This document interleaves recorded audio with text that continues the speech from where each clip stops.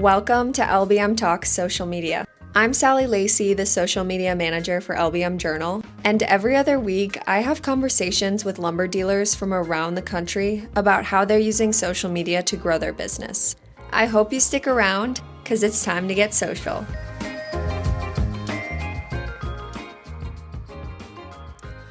Beth, I'm gonna get this right. I usually have to say it once before I get it right. Popnikolov.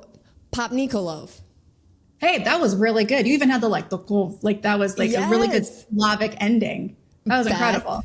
Welcome to LBM Talk Social Media. I'm so excited. I've been waiting for the invite. I'm really pumped. Big Have fan. you really? Yeah. Oh my gosh. I love that you guys are doing. I really believe in what you're doing, and hearing the conversations that you've had with other people and hearing how the reputation of social as a whole is changing. And Totally. so I'm really excited to be here. Thanks for having me.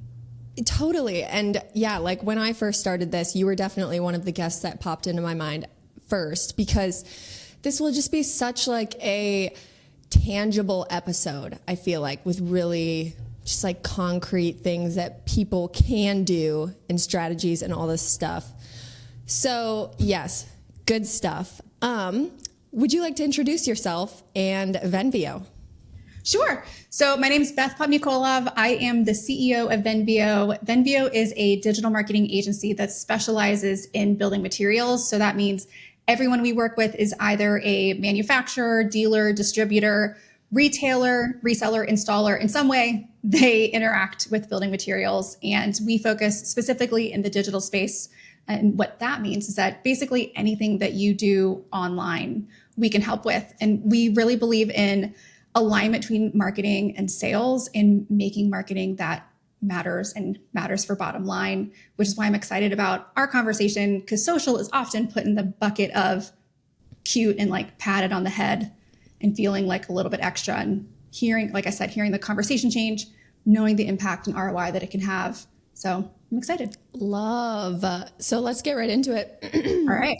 Marketing that matters. Tell me why social media matters. So there are these anecdotes for ages, for decades. There has been some stat floating around of how many touch points it takes with your customer to turn a prospect into a purchasing customer. I think 25 years ago, it was probably 6 touch points, 8 touch points. And that meant you were probably knocking on their door, showing up at their physical business location, or you were at a networking event, or you sent them something in the mail, or maybe you gave them a phone call. And what I've actually read recently is that it's as high as in the 50s, 50 plus touch points. Oh my gosh. For B2B and building materials specifically, which I feel like anytime I've said that in front of people in our industry, you just watch all the heads nod and be yeah, that nod and kind of sink. Really, as in yeah, I know. That feels right. Well, in part that is because of the increased competition, right? Just the amount of touch points in general that we all have every day, from brands that are both in the B2C, B2B world, just the amount of information coming at us. It requires significantly more from any one individual to actually make an impact. Okay, so that's kind of point one. Point two is, I think social is an important part of that conversation, because it is now part of that natural stream, that natural environment where those touch points happen. The average person spends over 4 hours a day on social media. That's adults. That's not, Oh my gosh. That's not just teenagers, right? That's adults. That is the average person spends over 4 hours a day. And that means that if your customer was in a room for 4 hours a day, and you could walk in that room anytime you wanted, and they would hear you, they would see you, they would be able to ask you questions, you would write all of the checks if I had the keys to that room. That's how we need to see social media. It is where your customer is spending a significant amount of time. So you have a exponentially increased opportunity to be in front of them, far more than email, far more than trade shows, far more than even on-site job site visits or trainings or anything like that. And it is where they expect to be able to learn about you, get to know you, understand your products. That's why I really believe in social, is because it's just where the conversation happens. And it is an absolutely necessary part of any sales growth path. Yeah. How would you say social media differs on the B2B side from B2C in terms of content? It's a really good question.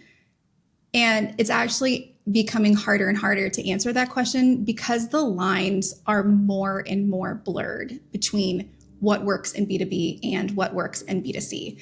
So as an example, you still often will have a single individual in content for B2B. So for the lumber dealer world, it is extremely reasonable to have someone on there and on your social media post who is potentially talking through some of your products or answering questions of, hey, we are getting a lot more questions these days about siding and cladding that's fire rated. Let me walk you through 4 of the products that we have, where their best instances or what their fire rating is or where they work best in your region or things like that. That is a really helpful piece of content because you're not just pushing and selling and promoting. You're like, hey, come on down. We've got fire rated siding. Like it's a flash sale, 20% off. That's not helpful content. The idea of the way we talk about it, and it's a real word and it sounds really annoying, is infotainment. So it's like information and entertainment. And I like cringe every time I have to say that word. It is a real word. Google and all of the other spell checkers will yell at you if you try to hyphenate it, which I would love to. I've never heard of that. And that's why it's a blurred line, because that's also what works in B2C and in B2B, because it's individual humans that are watching it. So you're not, you're not lumber dealer of Southwest Virginia marketing to a builder of Southwest Virginia. Like it's not the businesses that are on social media, it's the individuals. And so there's this human element. And that's why it feels a little confusing. You do want, you want to be professional. You want to share information and create infotainment that is relevant to your pro audience. You don't want to be on there doing TikTok dances. And that's a real thing. Unless you're like, do you do one in a year with your owner who looks goofy, but you can still trust and believe him and everybody knows that it's a joke and like kind of not serious? Great. This is the number one idea that you have of how you think you're going to sell more lumber? Probably not. Right. So that's, again, like it's a little bit more of a blurred line. We often say like, let's think about the type of content that you find really interesting and what is the professional, lumber dealer or B2B version of that. But at the end of the day will look relatively similar. Yeah, totally. I really liked that example of like, hey, we've heard a lot of people saying this about this one product, and really like have it using social media for what it is a back and forth. Yeah. Which, just grows like a tighter audience. And, I mean, I have brands that I follow that like I'm really inspired by, where they're companies and they just make great content and they're answering all my questions for me on social. The back and forth is a really great way to explain it. It's like, yes. You imagine having a conversation. If someone called and said, hey, I've had homeowners or building owners ask for fire rated siding, you're not going to respond by, I'm so glad you called. We have a flash sale, buy one, get one free. Also, it comes in red, which is sometimes how we treat social media. We treat it like this very odd, sterile, non-human interactive piece. You would want to have a really good, informative, educational expert conversation with them, because that's why they called you. You as the dealer are the expert. So we just need to take that conversation or that positioning and posturing into your social.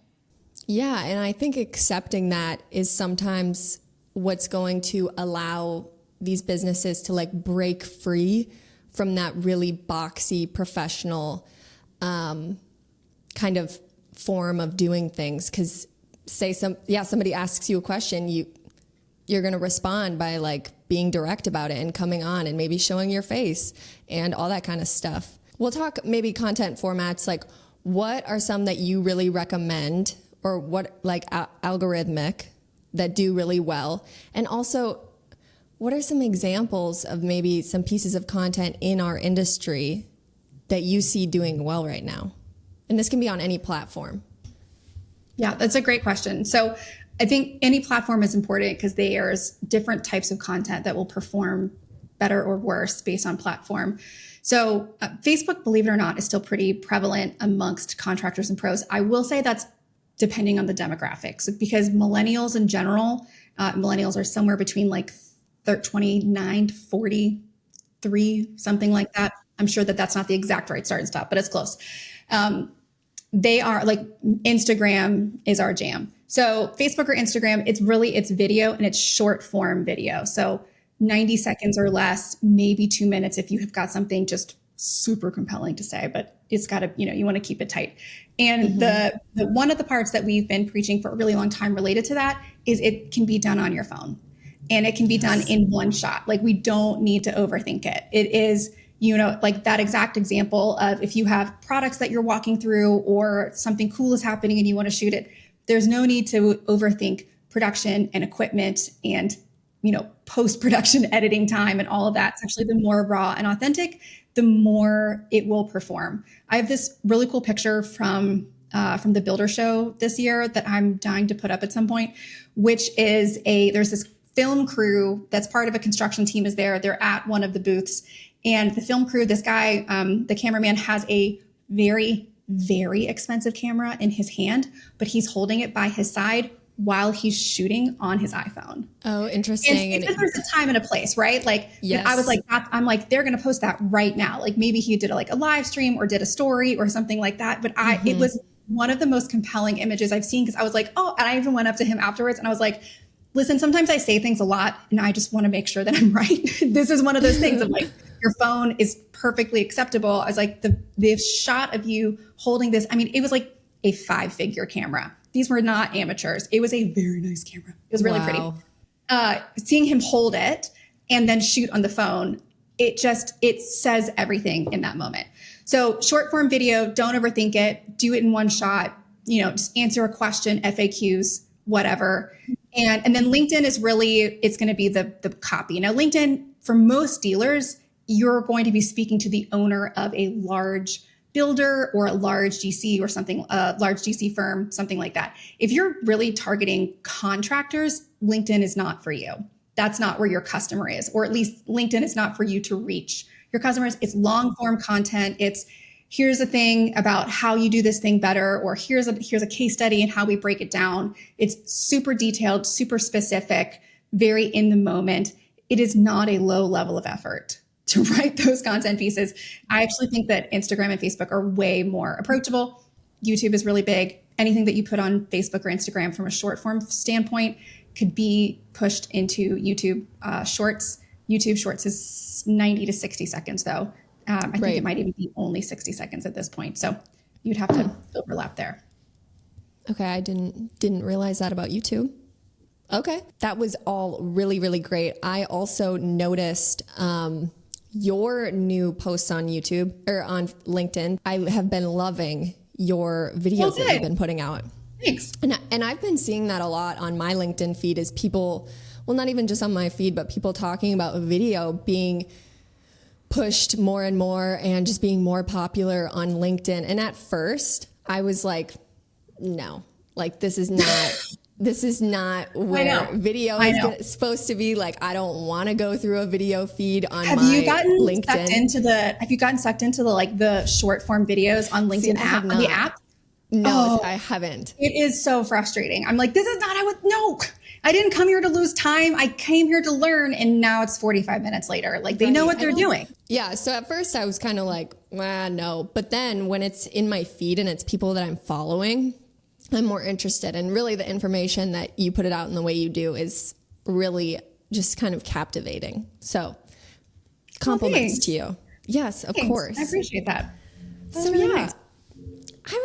Something fun that I thought that we could do, speaking of like content, is maybe like brainstorming a couple different pieces that LBM dealers can do. I love this question, by the way. This is such a great idea. Okay, so there's 100 things. And for dealers, it's a little tricky because it's not your exact product. So I recognize for dealers, a lot of the time you are walking the line between, I know I need to create content. I don't want to just repurpose the content that the manufacturer is giving me, because a lot of the times that might be very produced and just, it's excellent for a brochure. It's excellent for your website.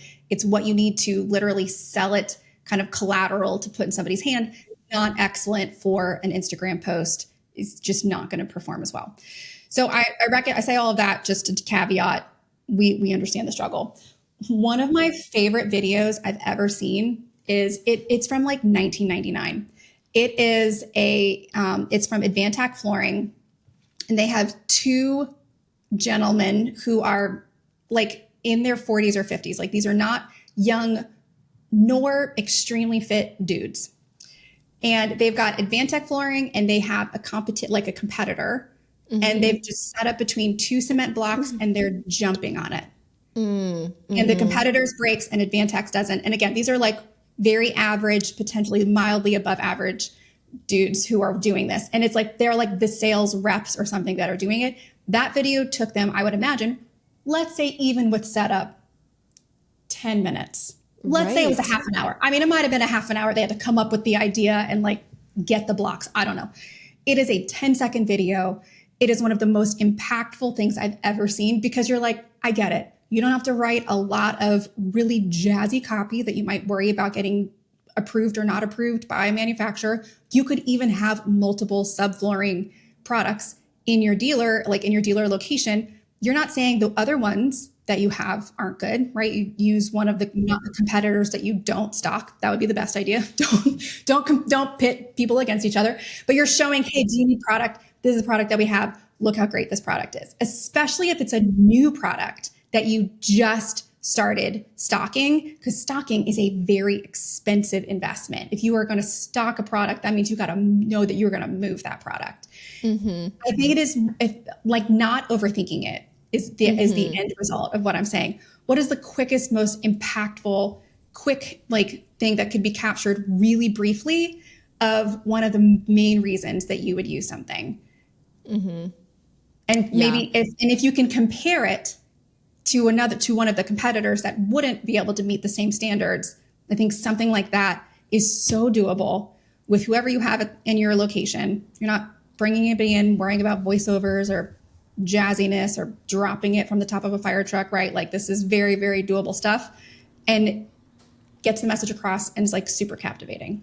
Creativity is so big, and I think just going with your gut is part of the creative process. And like I was scrolling through Instagram. I scroll through Instagram feeds sometimes to get ideas, to see new audios, and there are just like the most crazy, weird trends that go on. Like, I don't know if you see these trends, but and businesses are doing these too now. And it's just like, how did somebody even come up with this? But then it goes viral. And it just has been reinforcing for me, like to just kind of go with your gut on creativity. Yeah. And as long as you think it's okay for your business, then you should go ahead with that.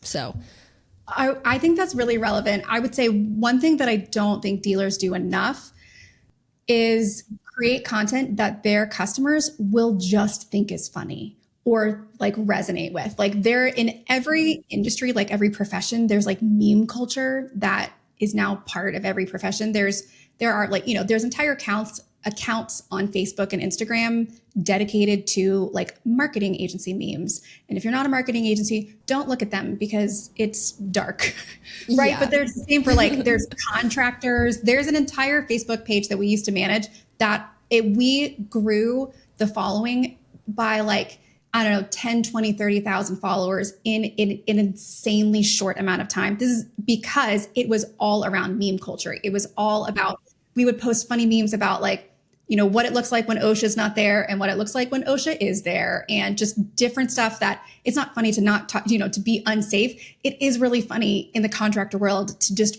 all of the random wild things that happen, just funny memes and stuff like that. Like the trend where there's like this beautiful orchestra music in the background of like what you think is going to happen. And then it like goes into this ugly recorder doing the same thing of like what the reality is. I mean, I think if I were a dealer, I would do something about that of like when the homeowner says they're going to DIY and then when the contractor shows up to take over when they quit, something like that, like what the homeowner thinks is going to happen versus what actually happens. I mean, there's so many possibilities. Like people would go nuts over that type of content. People would go nuts. They would go nuts over it. Please somebody do that and then tell Sally that you did it. Yes. You're not dogging on anybody. You're not disparaging anyone. it is something that you could do probably pretty quickly just with trending audio. People would go nuts because shares and saves are like the holy grail. That is the ultimate. Like, I love it when we get comments. I love it when we get likes. I love it when we get followers. When we check the analytics and we see that people shared the content that we create, either for ourselves or for a client, that's how we know we're like, oh my gosh, we did it. We did a thing. If it's good enough to get shared. So for you to send to someone and be like, look at this. This is so cool. This is so funny. This is so interesting. We should buy this. We should work with them, whatever. That's how you know you've really hit it. Yes, 100%. Because that's why people are going on there, right? They're going on there for a level of entertainment. Say an LBM dealer doesn't have a social media manager. How, and they're small and they maybe only have like an hour a week to kind of sit down and think about their social media presence. What are there any things that you would recommend that they do in that hour to like build out a content calendar or a content strategy? What would be the best use of that hour for them? Oh, that's such a good question because that's the case for so many people. So my recommendation would be to give yourself, like, if you're at ground zero, I've never done anything, or we've tried and had fits and starts. The thing that we preach the most about social is when people ask us, what should we be doing or how often should we be posting? It's consistency. It's way more important that you're posting once a week or twice a week or once a month, if that's a thing that you feel like you can do regularly, than you get super excited or super anxious. You're like, God, never post. And then you post once a week for 4 weeks and then you don't go, and then you ghost it for 6 months because it's not your job. Like, it is so reasonable why that doesn't happen. I literally run a digital marketing agency, and the amount of times that I'm like, oh man, we got off it because we are doing it for everybody else. It Right. takes such discipline. So I would say, don't try to get into a room and be like, I'm going to post something tomorrow. I would give yourself 3 weeks. And like in week 1, I would make sure it's you and one other human because you're creating accountability. And you say, okay, and you give that human a job. Hey, you're going to go talk to our sales team. I want to know 10 questions that they got from our customers in the last 6 months. Nice. And I don't care if it's actually the last 6 months. It's just whatever 10 questions come up that customers ask them all the time. So then that person's going to come back with, let's say you have 2 salespeople. They're coming back with 20 questions. Some will have overlap. You're probably going to have 15 different questions. That's content. Like, that is just square one, ground zero. So next day, you're going to decide the next week, how many times can we post in a given week? Okay, we've got 15 ideas here. We're going to run through these. We're going to create some really quick videos for them. And let's do twice a week. So that's going to get us 7 weeks worth of content. Now you've got a cadence where you're like, okay, the next time we get together, we're going to have our phone because we're not going to overthink it. You can get a little lav mic if you want to, that all the little influencers hold, or you don't have to. Your iPhone mic will work until you have really decided you're going to invest in this. And the next time you sit down and you're like, you're going to ask me all these questions, then you're going to start the video. They ask you a question, they start the video, you answer it, you stop the video, and you do that 15 times. Then you write the posts, and then you schedule them all at once. This is the real key. So maybe that has to happen next time, but you batch schedule them so that your schedule in a given week doesn't depend on whether or not you have time to upload it. And then if you're anything like me, you're like, maybe that should have like an extra word. Maybe that should be, there's too many exclamation points. Like, we've got to have like more, let's put more words, less words, whatever. You schedule them all in whatever tool that you want, and you just let it roll.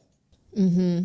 It's really important. Check back, make sure they went live, interact if there's any engagement, try to interact with other profiles. Like, there's all sorts of extras that you're going to do to get extra oomph out of your efforts. Most importantly is engagement with other people so that they're seeing you and all sorts of stuff. If you get comments, respond. But like, that is bare bones. You can get 7 weeks of content in 3 weeks. And I think it's totally fine and important to pace yourself and not feel like I have to get it all out and all done tomorrow, because that's how we really quickly just give up or have something else that feels significantly more urgent. And we didn't have a plan of like, how do we make sure that it happens?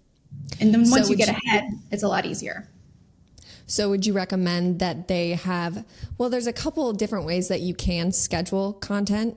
You can invest in a scheduler, which are easy to use. If that's not even an option, you can also schedule through the apps themselves. I find those to be a little bit more finicky.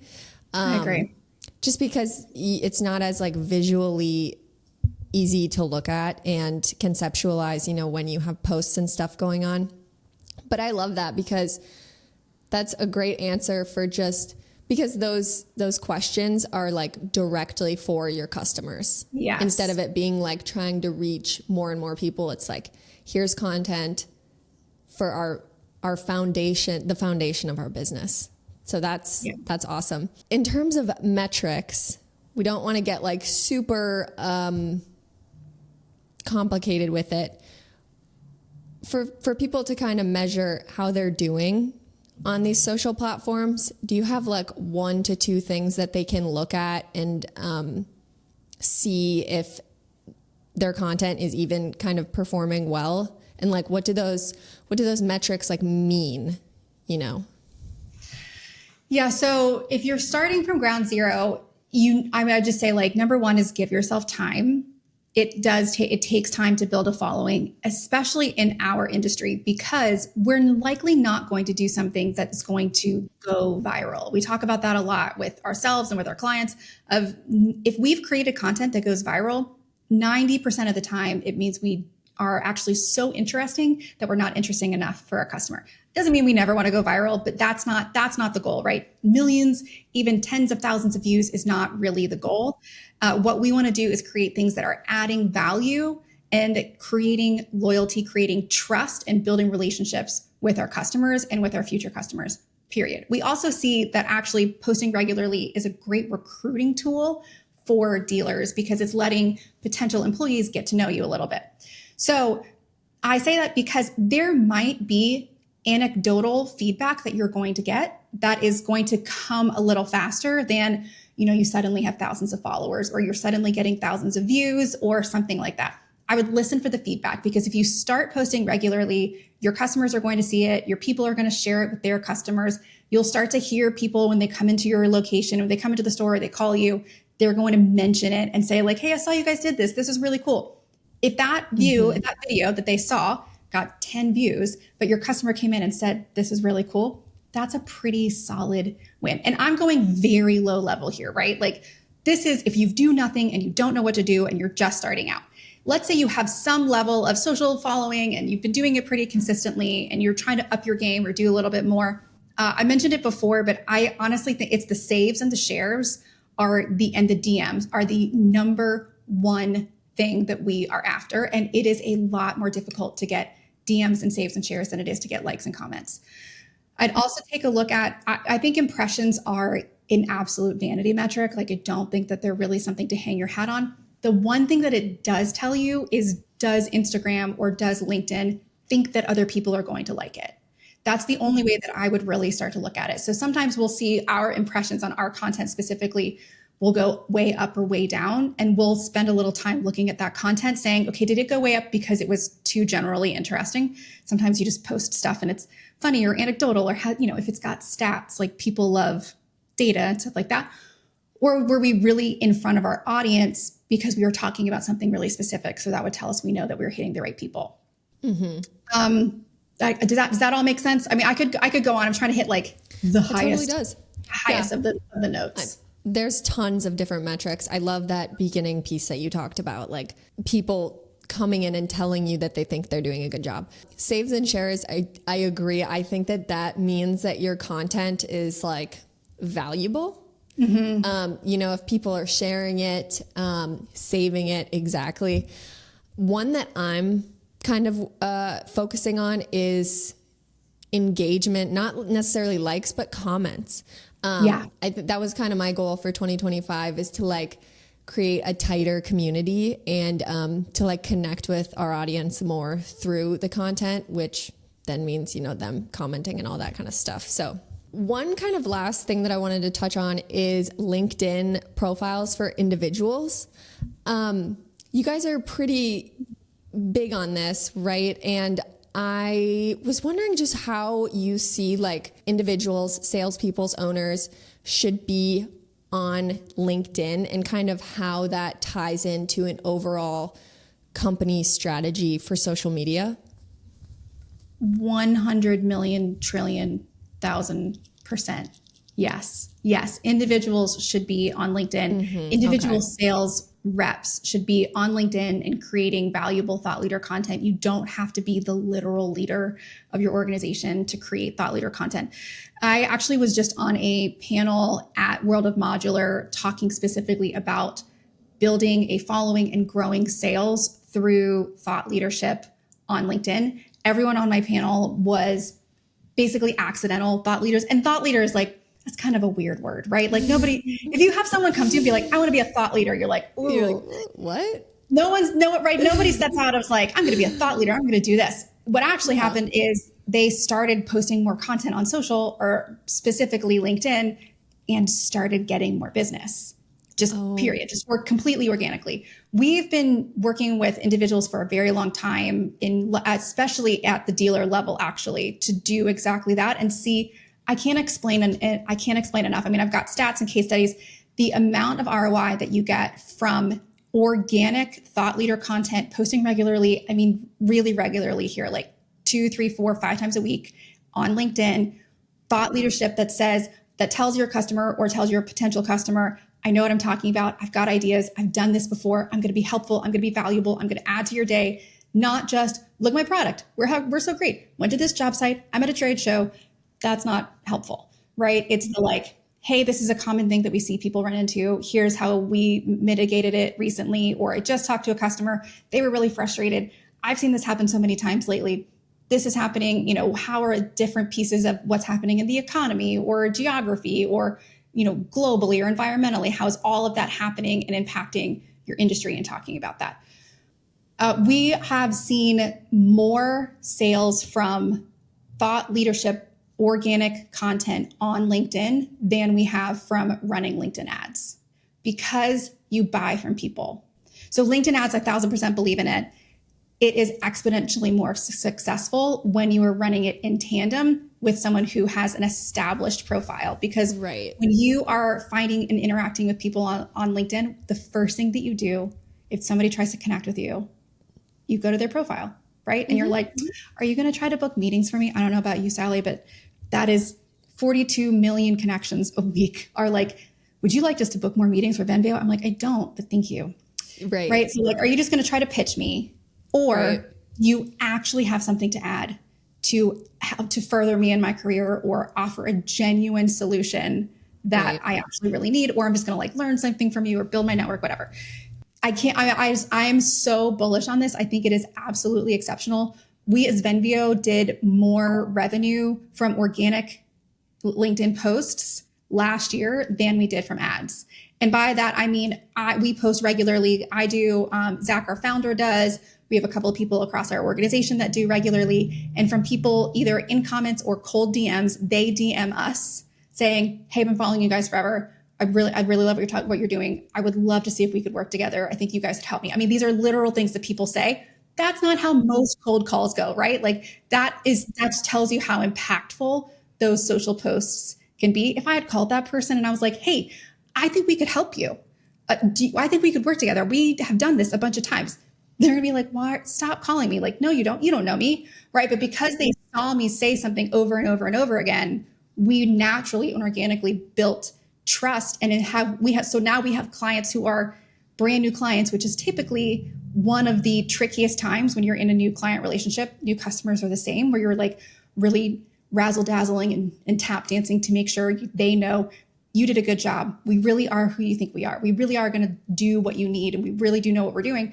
They're coming with so much more trust already established into the conversation because they've heard us in a sense, but heard us talk about what their problems are, sometimes for a year or for 6 months or whatever the case might be. It makes an absolute difference. It's just a complete game changer.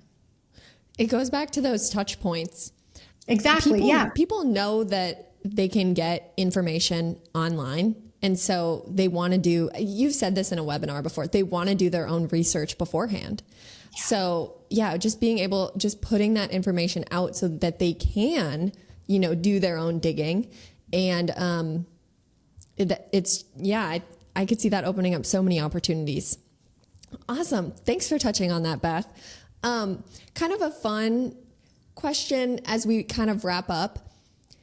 Do you have any, this is more for, your social media managers. Do you have any Instagram or maybe LinkedIn accounts that you follow that are like doing a really good job, that are maybe companies or people, that you just want to like throw out there so that people can look up and see, just like content inspiration? Like, I can go first.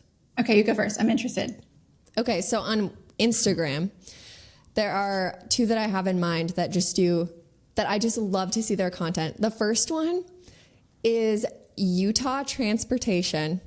And then also, I think Washington Transportation. It's like randomly these transportation, I don't know, like the government road transportation things, like they just do such an amazing job on Instagram of being funny, doing memes, but they like put their information into it. So then they're doing this silly meme, but at the same time, they're telling you that this one interstate is going to be closed, and they get thousands of, like it's insane. Yeah. So they do such an amazing job.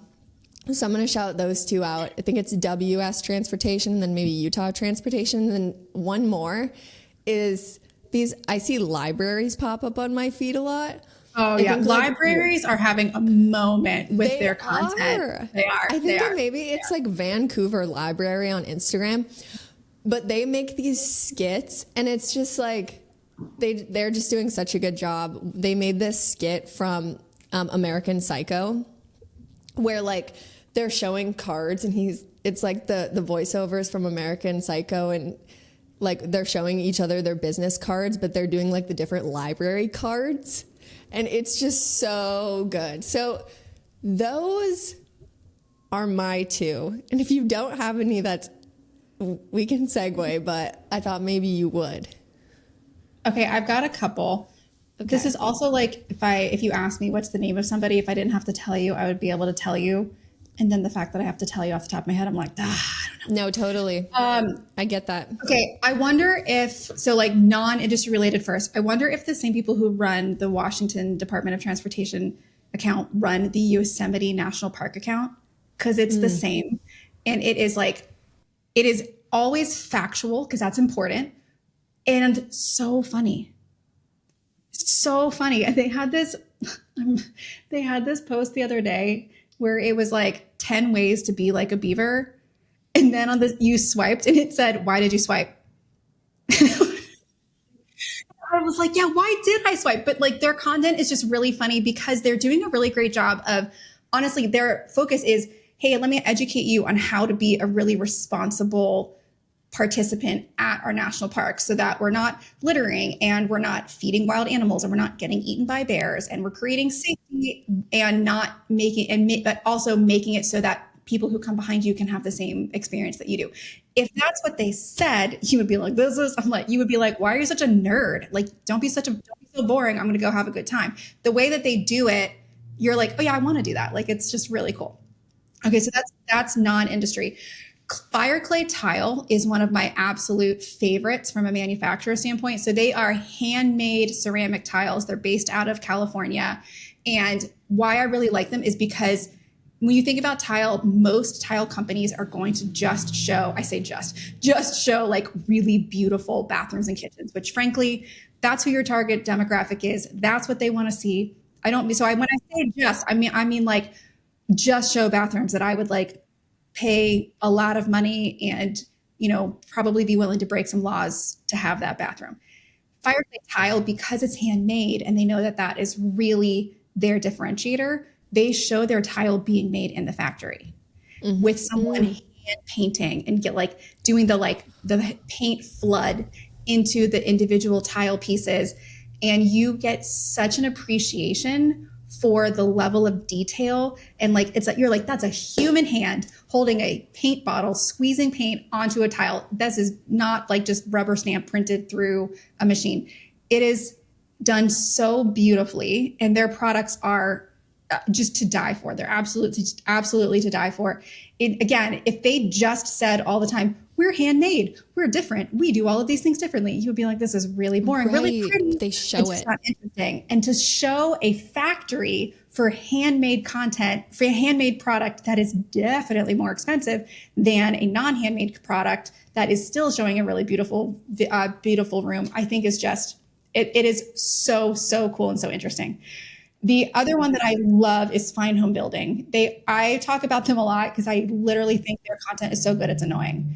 They just crush it. They do a phenomenal job of being this go-to resource for the professional community in our industry, for the pro, for the installer, for the builder, and balance really well between like targeted, hyper-focused, very niche and specific, installation or how-tos or whatever that only pros would care about, and like really cool big projects that are just really interesting. I think they're one of my absolute favorites as far as like, especially in the trade publication world. I think they do really, really cool stuff. Also, there's like 1,000 really cool ones. So I'm really sorry for everybody who I follow and interact with regularly that I'm not currently thinking about. That's okay. We're thinking about like ones that we don't know personally. Yeah. So there's some inspiration, just accounts that are doing it really well and that hopefully we can all just get some inspiration from on just how to be creative while also getting our message across. Because that's what we're trying to do, I think, as content marketers. I so appreciate you being a guest on here today and sharing your knowledge with us. And I hope to have you back on someday soon. Oh, I love it. This is awesome. You're an excellent host. I appreciate it. This is a really good time. Yes. Anything else before we close this out? What we say about social is that if you're questioning if you should be on social, your customer doesn't question what you're doing there. It is where we spend time. We believe in it so strongly and have seen phenomenal outcomes from it. Don't overthink it. You can definitely make it happen. And then tell Sally how great you're doing because of her awesome podcast. Totally.